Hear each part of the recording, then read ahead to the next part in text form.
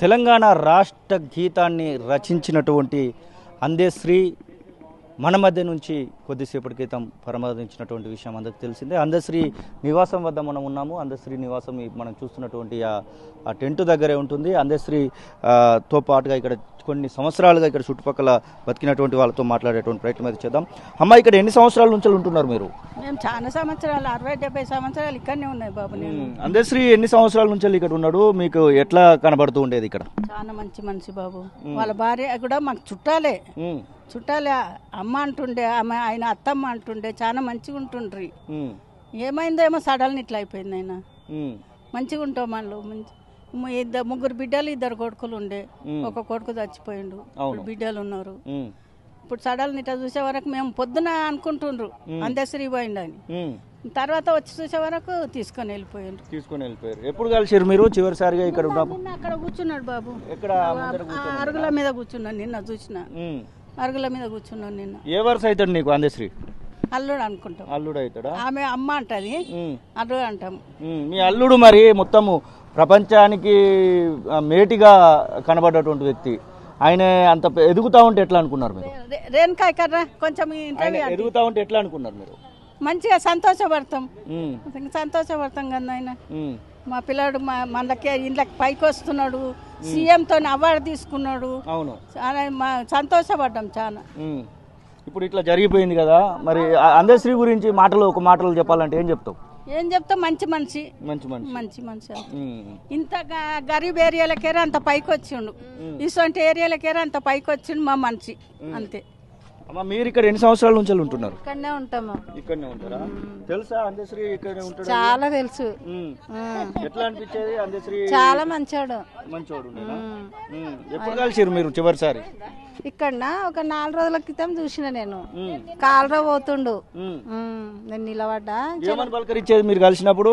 పలకరియకపో అంత ఉండకపో, మా ఇల్లు అక్కడ దూరమే, వీళ్ళు ఇక్కడ ఉండ్రి. అప్పుడు దగ్గర ఉన్నప్పుడు పలకరిస్తుండే. ఇక్కడ వచ్చిర్రు కదా ఇల్లు కొనుక్కొని. ఇక 4 రోజుల క్రితము కారు వచ్చింది, కూర్చొని పోతుండే. నేనే అనుకున్నా, అయ్యో ఇట్లా ఏంది బక్కగా అయిపోయిండు అనుకున్నా నా మనసులో, కానీ అనుకున్నా కానీ నేను పలకరియలే. ఎప్పుడు తెలిసింది మీకు ఇట్లా చనిపోయింది అనే విషయం? ఎప్పుడు తెలిసింది? 8 అయ్యిండు. ఎట్లుండేటోడు ఇక్కడ ఈ వాడ అందరితో? ఎట్లుండేటోడు? మంచోడు.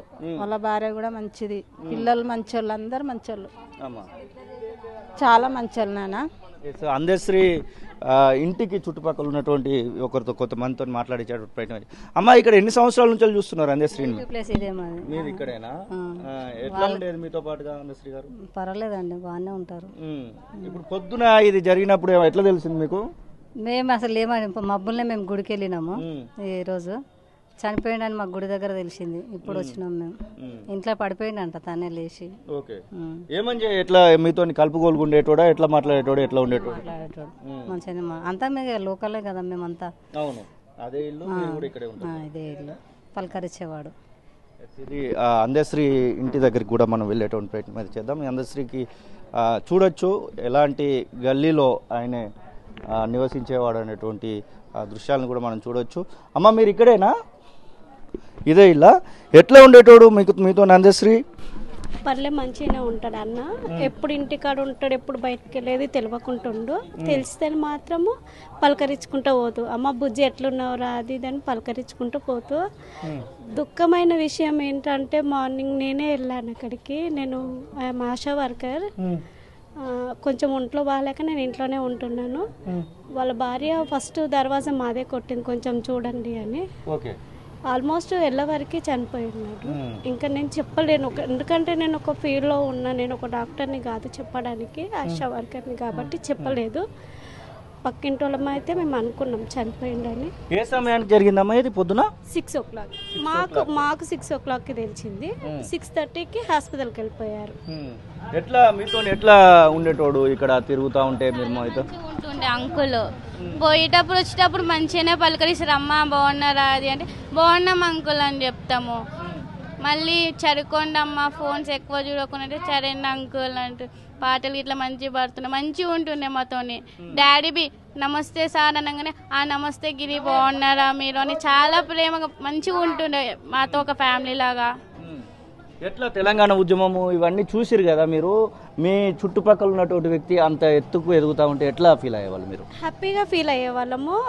తను రేవంత్ రెడ్డిని కలిసి వచ్చాక కూడా అన్నాడు, అమ్మ మీ బాధలు చాలా చూస్తున్నాను నేను టీవీలోను, మీరు ఆశా వర్కర్ బాధలు యూట్యూబ్లో టీవీలో బాగా చూస్తున్నాను, మిమ్మల్ని కూడా నేను ఒకసారి తీసుకెళ్ళి పరిచయం చేపిస్తాను రేవంత్ రెడ్డి తోటి అన్నాడు. మీ పైన ఒక పాట కూడా రాస్తున్నాను అని అన్నాడు. మరి రాశాడో లేదో దేవుడికి తెలుసు. పొద్దున మీరు పోయేసరికి ఎలాంటి స్థితిలో ఉన్నాడు? మీరు ఇంటి లోపలికి పోయిన తర్వాత ఎలాంటి స్థితిలో ఉన్నాడు అందశ్రీ? అంటే మన హోస్లో లేడు, మనిషి చల్లబడిపోయాడు. అంటే మీకు ఒక అవగాహన ఉంది? ఉన్నది. అంటే 6 గంటల సమయంలోనే మీరు అవగాహన ఉంది కానీ డాక్టర్ చెప్పాలనేది, డాక్టర్కి చెప్పాలనేది ఇప్పుడు మేము చెప్పలేము, మా పొజిషన్ వేరే ఉంటది కదా, చిన్న పొజిషన్ మాది. ఇక డాక్టర్ చెప్తేనే బాగుంటుంది. సిపిఆర్ అలాంటిది ఏమైనా ప్రయత్నం చేశారా మీరు? లేదు, ఓన్లీ బ్రీతింగ్ చూశాను, హార్ట్ బీట్ చూశాను, పల్స్ చూశాను అంతేనా. మేము అంటే మాకు కొంచెం క్లాసులు నడుస్తాయి కదా, దానివల్ల ఏమన్నా చేద్దామని ట్రై చేస్తే ఆయన ఆల్మోస్ట్ యూజ్ చేశాను. కాకపోతే ఆల్మోస్ట్ ఆయన అప్పటికి చల్లబడిపోయాడు. నిన్న మొన్న ఏమన్నా కనబడ్డా ఈ చుట్టుపక్కల? అంటే గత 1 వీక్ నుంచి నేను హాస్పిటల్లో ఉన్నానండి, నేను సిక్లో ఉన్నాను. నిన్న నైటే వచ్చాను. ఎలాంటి సహాయం ఏమన్నా కావాలంటే చేసేటోడు అమ్మా? ఏమన్నా మాట సహాయమో లేకపోతే ఆర్థిక సహాయమో ఏమన్నా చదువుల దగ్గర ఏమన్నా చేసేటోడు? పర్లే మంచిగా చేసేటోడు సార్, మంచి మర్యాదతో మంచిగా మాట్లాడేటోడు. మా పిల్లలకు కూడా అనేది పాపలను చదివిపిరా, పిల్లలను చదివిపిరా, ఆడపిల్లలను చదివిపిస్తే భవిష్యత్తు ఉంది మాది. ఓకే ఇంటి దగ్గరకు వచ్చి మరీ పలకరించి వెళ్ళేటైనా, కానీ ఇప్పుడు బాధాకరంగా అనిపిస్తుంది ఆయన కోసం తెలుస్తుంటే. అమ్మా మీరు చూసేటోళ్ళ అందశ్రీ తాతను? చూస్తా. ఏమని పిలిచేటోడు నిన్ను? మా అని పిలుస్తాడు. ఎప్పుడు కనబడ్డాడు లాస్ట్ టైం నీకు? నేను స్కూల్కి వెళ్తే నాకు అంత కనిపించాడు, అప్పుడప్పుడు కనిపిస్తే మాట్లాడతాను. ఎట్లా అనిపించేది తాతతో మాట్లాడుతూ ఉంటే? మంచిగా అనిపిస్తుంది. ఒకసారి అందశ్రీ ఇంటిలో ఒకటికి కూడా వెళ్ళేటువంటి ప్రయత్నం చేద్దాం. అందశ్రీ ఇంటి చుట్టుపక్కల ఉన్నటువంటి వాళ్ళైతే ఒక విషాదాన్ని వాళ్ళైతే చెప్తా ఉన్నారు. ఒక రకంగా చెప్పాలంటే ఇలాంటి సిచ్యువేషన్ వస్తుంది అని అనుకోలేదు. మంచి వ్యక్తి, చాలా అందరితో కలివిడిగా ఉండేటువంటి వ్యక్తి ఇలా మా మధ్య నుంచి దూరం అవుతాడని చెప్పేసి. అమ్మ ఎన్ని సంవత్సరాల నుంచి ఉంటున్నారు మీరు ఇక్కడ? మేము 22 సంవత్సరాలు ఉంటున్నాం. అందశ్రీ పాటలు కానీ మాటలు కానీ చాలా బాగుంటవి. ఆయన వెళ్ళిపోయినందుకు చాలా బాధాకరంగా ఉంది. వాళ్ళ భార్య కూడా నాకు ఎంతో ప్రీతిగా ఉంటుంది, మంచిగా మాట్లాడుతుంది, అన్నీ చేస్తుంది. బాధాకరంగా ఉంది. ఎప్పుడు కనబడ్డాడు మీకు లాస్ట్ టైం? మేము టీవీలలోనే చూస్తుంటామండి. ఇంటి దగ్గరకు వస్తే వాళ్ళు వర్క్కి వెళ్ళిపోతూ ఉంటారు. ఇది పరిస్థితి మనం చూడొచ్చు. ఇక్కడ అందశ్రీ ఇంటి దగ్గరికి కూడా మనం వెళ్ళేటువంటి ప్రయత్నం అయితే చేస్తూ ఉన్నాము. ఇది అందశ్రీ నివాసం ఉంటున్నటువంటి గృహం. దాదాపు 3 దశాబ్దాలుగా అందశ్రీ నివాసం ఉంటున్నటువంటి ఈ గృహం వద్ద మనం ఉన్నాము. అన్న ఎక్కడ మీది? మేము సరునార్ నుంచి వచ్చినన్నా. నేను తెలంగాణ ఉద్యమకారుణ్ణి. నాకు అన్నతో అవినాభావ సంబంధం ఉంది. తెలంగాణ విషయంలో కూడా తను ప్రతి విషయం మాకు చెప్పేదన్న. మాకు ఇప్పుడు కూడా ఏ మీటింగ్లో కలిసినా మా ఇంటి పేర్లతో సహా పిలిచి, అంటే సాధారణ జీవితం గడిపే వ్యక్తులలో అందశ్రీ.